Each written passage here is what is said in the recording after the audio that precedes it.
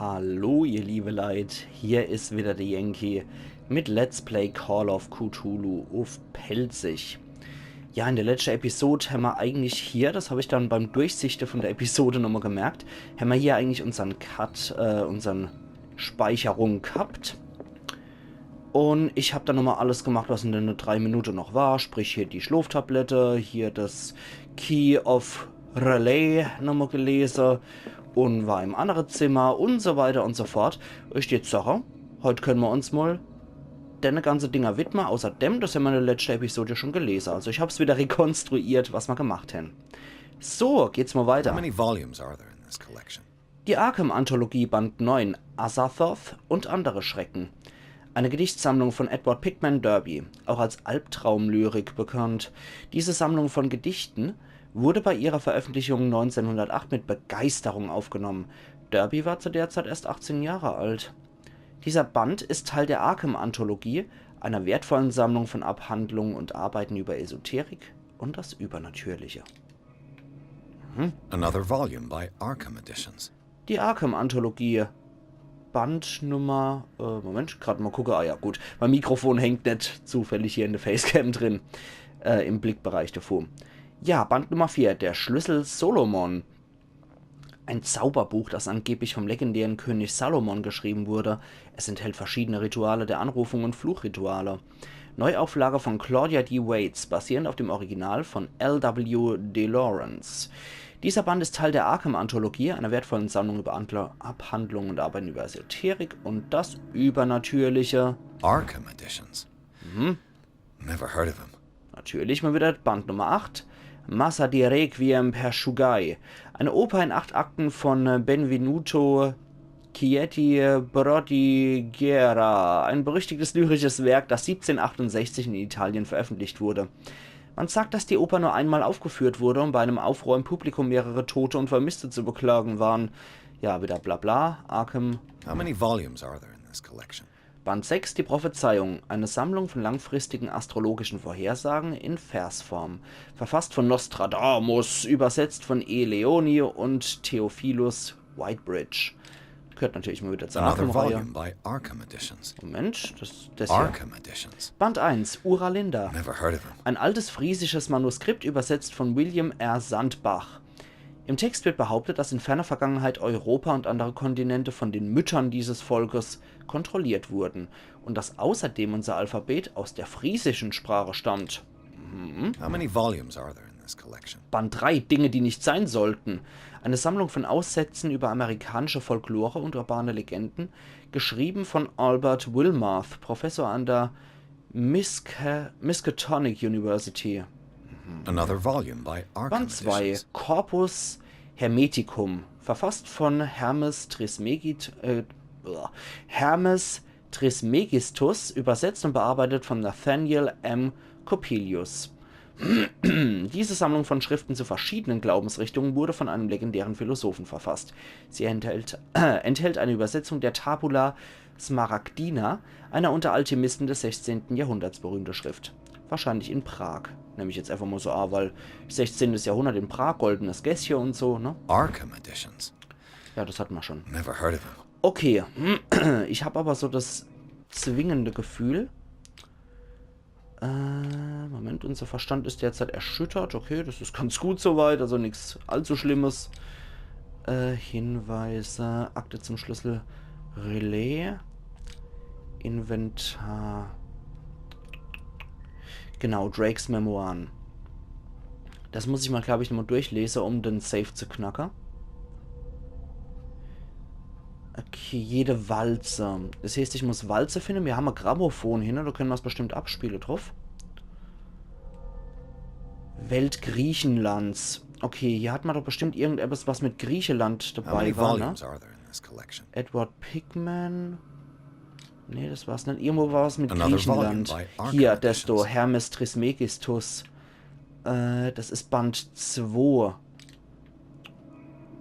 Das war das Einzigste, was mit Griechenland zu tun gehabt hat, wenn ich mich doch richtig erinnere. Du haben wir ja schon alles lustig, tralalala gelesen in der letzten Episode. Aber Cylinders that Drake tried to hide. I should Okay. perhaps listen to them.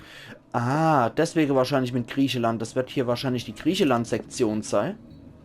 Naja, aber Walzer haben wir jetzt auf jeden Fall. 3 tolle Walzer. Ja, die können wir dann bestimmt hier auf dem Grammophon abhören. Hören wir mal Walzer 1. And these red drops, like precious stones, lie fixed, set in divine gold. To be the guardian of the Grail does not protect me from its attractions, Henry. Okay. And I do confess it. I am willing to pay to know its secrets. Okay, irgendwas mit dem Gral. Das ist dann unser erste Nummer, vermute ich jetzt mal, da das Walzer 1 The ist. chalice of knowledge. Der Kelch des Wissens. Tja. Ich kann wohl schlecht einfach in das Safe reinknüppeln, ne? Nee, also... es hieß ja in der letzten Episode von wegen, ob die Smaragde und Rubine Motiv ergeben würden. Ich finde aber, dass das immer nur wiederholt, ne? 1 oder 2, ne? 2 Smaragde und jeweils immer nur ein Rubin. Sei denn, die haben wohl irgendwann ein merkwürdiges anderes Muster, aber das sehe ich gerade nicht. The chalice of knowledge. Also die 1 oder die 2? Was anderes erkenne ich doch nicht. Von wegen, wenn die Smaragde und Rubine hier der Hinweis sein sollen. Ich kann das Ding auch nicht so drehen, dass ich in den Kelch reingucken kann oder unten auf den Boden vom Kelch. Gibt es hier zufällig noch irgendwas, was ich dort treiben kann? Nicht, dass ich da was sehen würde, ne? Das ist wieder nur Lampenöl. Und dann machen wir mal die zweite Walze einfach. I finally understood that we were only pieces on the chessboard of the gods. Let those of us who are still standing protect our White Queen from their dark soldiers. I see our number dwindling, and my will strengthens as my apprehension grows. We shall refuse to be the playthings of destiny. Okay, der zweite Hinweis ist dann hier.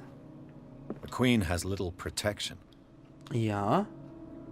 Kann ich da jetzt nix dran ändern? Mache sonst irgendwas?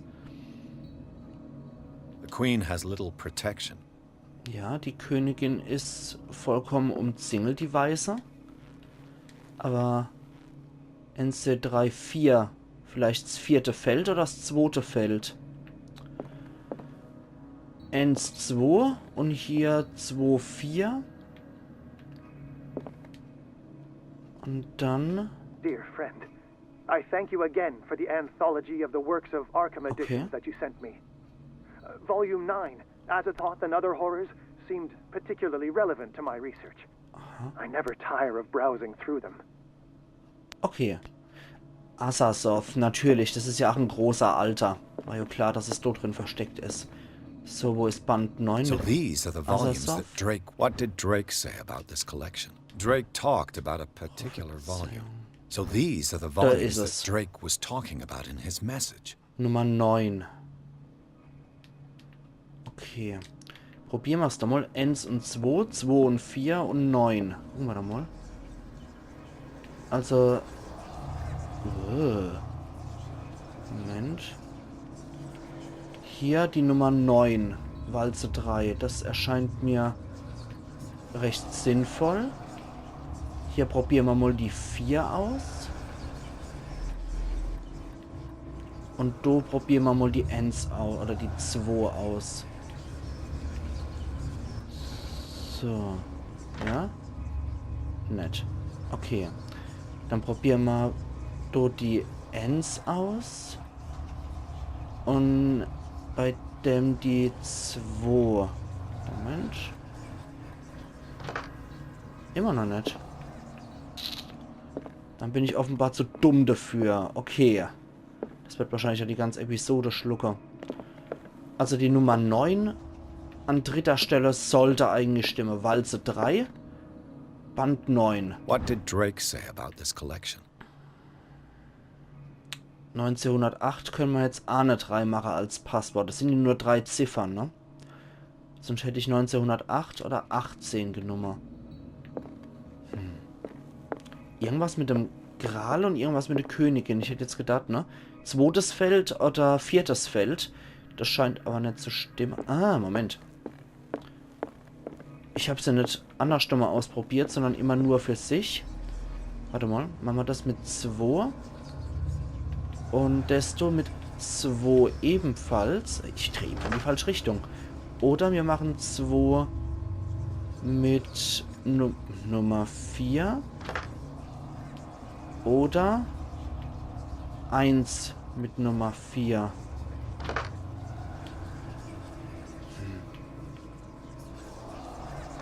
Nee.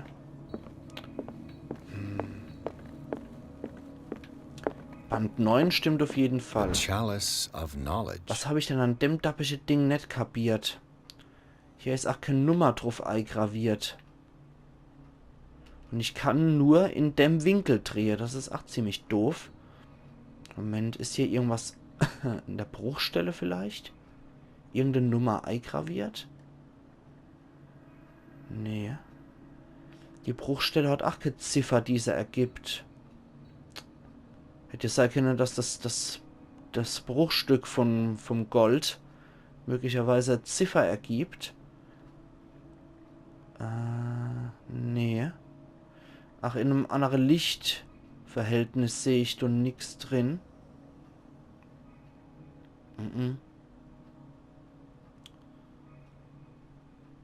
Aber ist auch nichts drin. Nee. An dem Ding erkenne ich beim besten Wille leider nichts. Ich glaube, da bin ich gerade zu blöd dafür, ihr liebe Leute. Und hier. The Queen has little protection. Vielleicht auch die 3 für die. Oder generell die 4. Weil das 4 insgesamt sind. Und der bezieht sich ja auf sowohl die Weiße Königin als auch.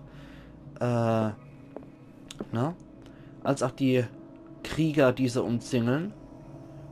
Hey, habe ich gedacht, im Hintergrund wäre irgendwas. The Chalice of Aber Knowledge. Bei dem. Ergibt der Pokal generelle Ziffer? Nee.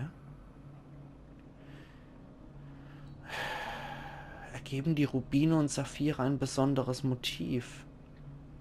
Ist das vielleicht eine Zahl, die formen? Nein.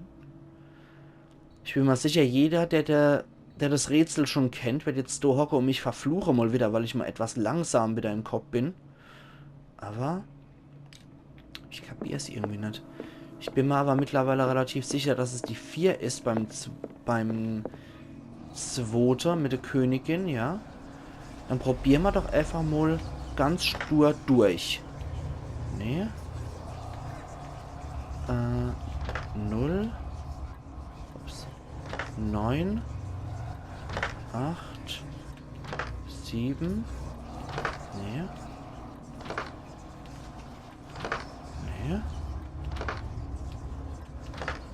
Nee. Nö. Dann offenbar nicht. Scheiße. Scheiße, Herr Parra. Und wenn ich da bei dem hier statt der 4 auf die 2 gehe, probieren wir es so mal durch. Nee. Nein. Bei dem anderen bin ich mir halt bei der 9 ziemlich sicher. Das ist auch sehr offensichtlich. Eigentlich vielleicht sogar zu offensichtlich. Nein.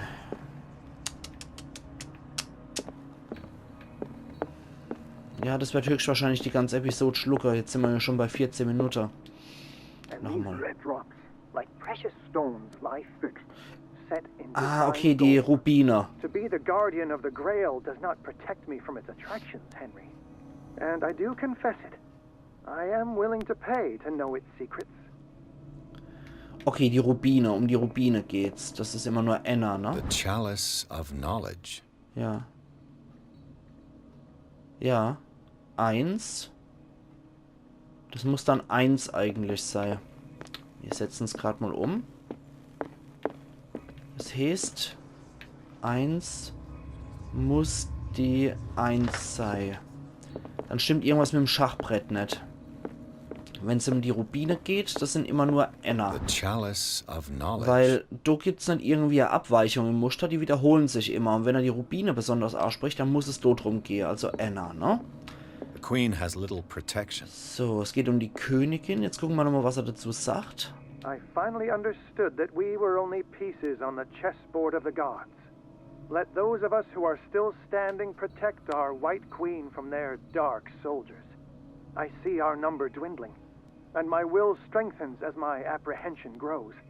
We shall refuse to be the playthings of destiny. Okay. Das sind 3, diese, oder 5 sogar, diese umzingeln. Das Pferd macht's fertig, ne? Das ist NC3, 4, 5, 6. NC3, ja, 6 oder 3. Probieren wir es mal mit dem Pferd, der die Königin killt. Da wären wir bei 6er. So. Probieren wir es mal so. Als noch nicht.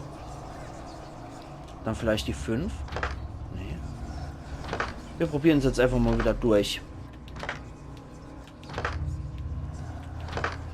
Gewitterdunner Keitel noch einmal. Scheiße. Irgendwas muss ich übersehen haben. The Queen has little protection. Ja, die weiße Königin. Das Pferd macht sie fertig. Die steht entweder auf dem 3. Feld oder auf dem 6. Feld. Ja, NC3, 4, 5, 6, ja. Und die Königin stellen wir entweder auf dem 2. oder auf dem 4. Feld. Aber das hat ja alles nicht funktioniert. Dann machen wir nochmal die Walze 3, ob das ganz sicher ist. Dear friend, I thank you again for the anthology of the works of Arkham editions that you sent me. Volume 9, Azathoth and Other Horrors, seemed particularly relevant to my research. I never tire of browsing through them. Es kann natürlich auch sein, dass 1908 dort die Zahl ist. Ne? Drake talked about a particular volume. Ja, 1908. Eventuell ist es auch 8.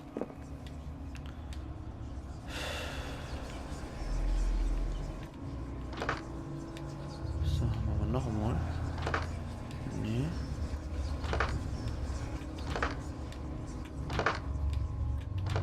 Ich wäre noch bekloppt.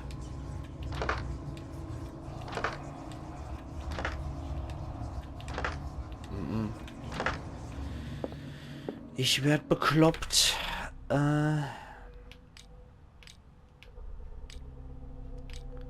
Quatsch, wollte ich doch gar nicht. Ich wollte für das Inventar wollte ich doch hier gehen. Okay, das ist nur bla bla. So.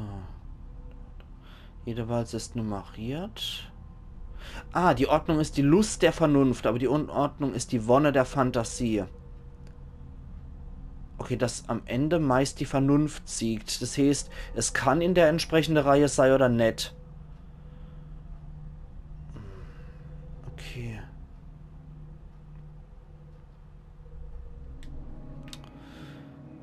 Jetzt bin ich mir eigentlich ziemlich sicher. 1, 9. Und hier bin ich mir nicht so ganz sicher, ob die Nummer 6 oder die Nummer 4. Probieren wir es mal mit 1, 4, 9 aus. Erstmal nochmal so. 1, 4, 9. Das will er nicht. Dann machen wir mal so. 1, 4, 9 so rum. Vielleicht dann 4,